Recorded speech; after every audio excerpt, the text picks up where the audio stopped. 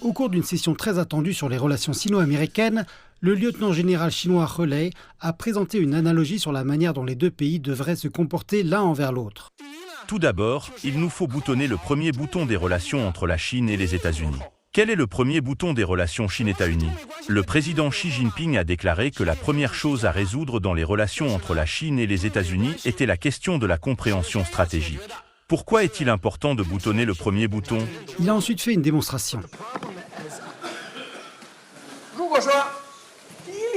Si le premier bouton n'est pas correctement boutonné, le reste ne peut pas l'être non plus. Le lieutenant-général a déclaré que la Chine souhaitait être un partenaire et un ami des États-Unis et s'engager dans la coopération plutôt que dans la compétition.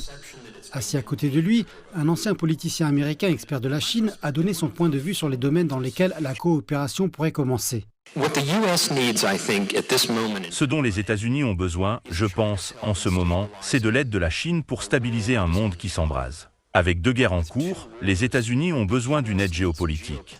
Et il se peut que les intérêts américains et chinois ne soient pas alignés au point de pouvoir travailler entièrement ensemble, mais il pourrait être possible que les États-Unis et la Chine ne travaillent pas en totale opposition l'un à l'autre. Il a ensuite parlé du respect de l'idéologie politique de chacun.